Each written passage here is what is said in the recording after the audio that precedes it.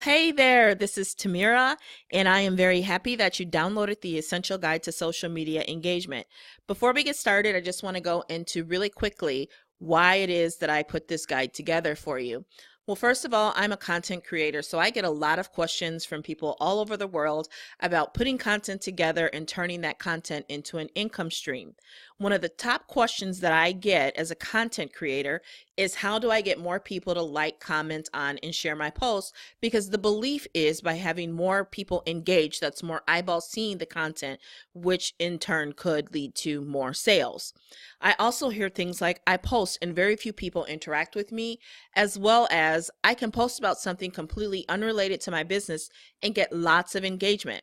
Then when I make a business post, no one likes or comments. I totally feel you. I get it. Been there. It can feel like no one wants to interact with your business. What I can tell you is that people actually do want to interact with you. They do want what it is that you have to offer. You just have to know how to reach them in the way that they want to be reached and not the way that you want to reach them. So I put together this guide that covers all the essentials to help you engage with more of your ideal customers.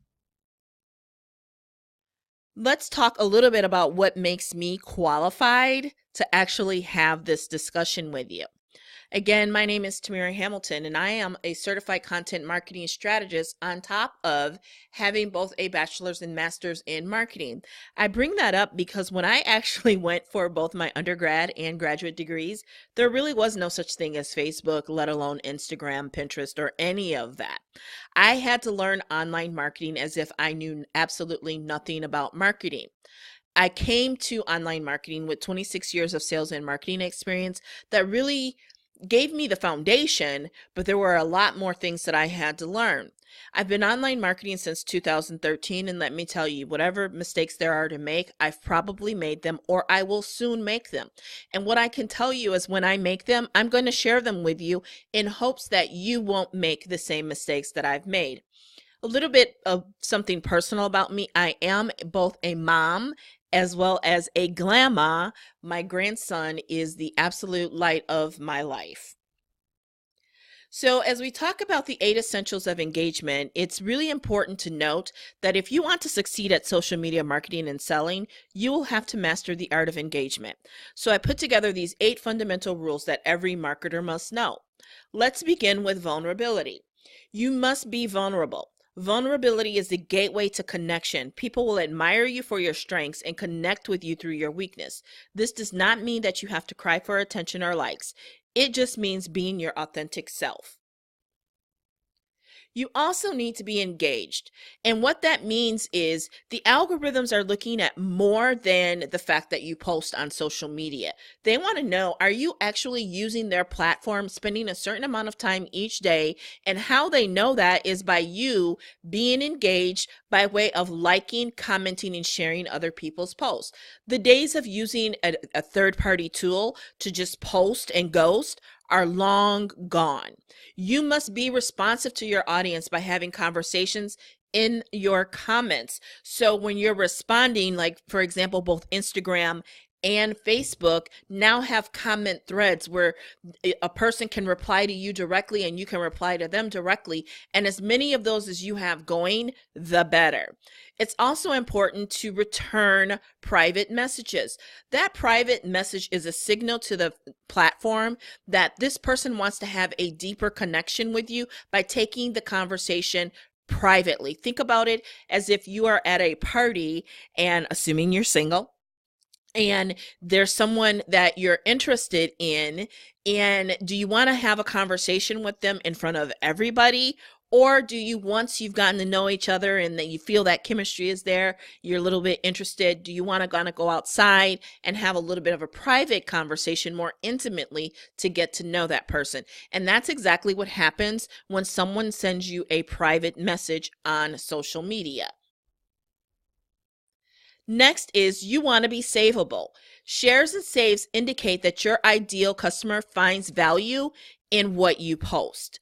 This is manifested as bookmarking or saving your video on Facebook, adding to your playlist on YouTube, taking a screenshot of your Snapper story, downloading your podcast episode, or ebook. It's important that you are creating savable and shareable content, because again, that is another level of intimacy.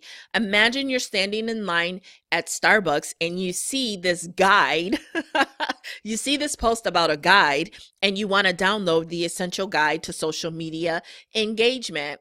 You're not able to download it right then and there because the barista calls you up next in line. So you save it and then you go back to it later and you download it. That says to the social media platform that you found value and that you're going to come back to their platform, and that's exactly what they want, to keep you coming back to their specific platform. So when you create savable and shareable content, that's what you're doing for the platform, and they love it and they reward you for it. Next is you want to be conversational. Conversation is the new lead, right? Your audience desires to be seen, known, and heard. And this is why responding to comments and interacting with your audience is so very important. Nothing tells the algorithms that a person wants to have a deeper connection with you, which means basically see your content, like a private message. This is a very intimate action, okay? Again, it's like taking the conversation from in the party and having dinner with friends to having dinner, alone, or going out on the porch and really getting to know someone.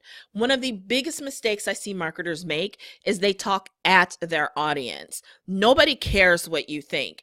A lot of times this happens because a marketer actually lacks confidence or esteem, and what they really know and believe is that they need to come across as an authority, and in doing so they tend to come across as very snobbish or even dictator-like, because they're just having a one-way conversation. Even sometimes they think that by throwing a question at the end of it makes it a two-way, but everything before that, the wording and the tone, really make it feel like it's just really about them and not about the actual reader. You want to bring the reader in, and how you do that is by having a dialogue. That is a true conversation. If you have two-way conversations, you will win. You also need to build community. I can't stress this enough. Now, you may be thinking, especially if you're an Instagrammer and you don't really do Facebook, why would you want to build a Facebook group and you are not really active on that platform? You're absolutely correct. Community doesn't necessarily mean a Facebook group. It can mean a Facebook group. It's up to you to know whether or not that is what's right for you and your community. Here's the thing you need to know. Community is what creates tribe, right? So you create your audience first. Your audience then narrows down to your community, because people are now saying they want to have a deeper connection with you. And then your tribe are your people that no matter what you're selling, they're going to buy. Right? They're going to buy it because you're selling it, because they buy you. They want you and your time and attention. So you can have that virtual hangout space like a forum or Facebook group, but what's most important is that your tribe feels connected not only with you, but also with each other. And that's why you'll see a lot of influencers have meetups when they're in certain cities, and everybody kind of comes together and gets to know each other. Even if I've seen where even if the influencer isn't visiting a city, they kind of host one together themselves, get together and collaborate. That is truly what building community means. You also want to be the example of community by collaborating not only with your tribe, people doing business with doing business with those that do business with you, but also with the community at large, such as your niche or industry. Collaborate with others in your space in complementary spaces, like, comment, and share their content, and you'd be amazed at how much this grows your audience. Next, it's important to tell stories. The fact is, stories sell. Your role in your customer story is not to be the hero, but rather the guide or oracle, like in the Matrix. So many, again, going back to that example of talking at people, they want to be the hero, or worse, they want the product to be the hero. The product, the service, is the guide. Okay. It's about getting your client, your ideal client, to the destination. And what you want to do is tell stories to show how other people have arrived to that destination. What was their life before? What is it like now? Sharing that transformation by story is a great example of telling stories. It's not the only way to tell a story. A good story will be very engaging, as your audience will be seeking to know how it concludes.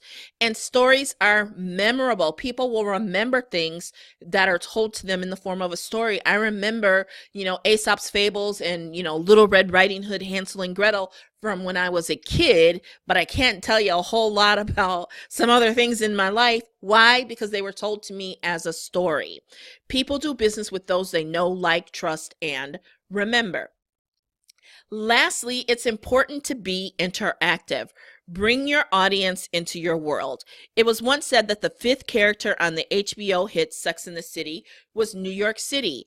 Basically, the character of New York City manifested itself by way of the nightlife, the way people spoke, the way they dressed, and little, things that the characters would say to each other about the city.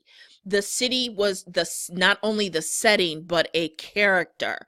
And the audience got a flavor for what it was like to live in New York City for those four ladies of different backgrounds. We watched them grow, transform, and interact with the city and its inhabitants. Your audience needs to be a character in your story, and you must interact with them. Never before has it been easier to interact with your audience on social. This can be achieved in a lot of different ways, such as using native features like polls and questions in Instagram stories. You can also use the slider feature in Instagram stories. Always be seeking strategic interaction, such as pulling your audience into your live videos on IG, asking questions during your live, also Instagram, sharing behind the scenes, and asking your audience which one. Again, seeking their feedback and making it two-way, having them be invested in the creation of your product because you took a poll and you shared along the way with them where you're at, and you keep seeking their feedback. They're going to be much more likely to not only buy, but also promote your product because you made them a part of the process. It, in essence, is their product. You not only created it for them, but with them. Remember, they strongly desire to be seen, known, and heard. And what other way is than all of this, to be honest with you, all of it together. So again, thank you so much for watching this video. And if you haven't, go ahead and download the guide with the button below. I'll talk to you soon.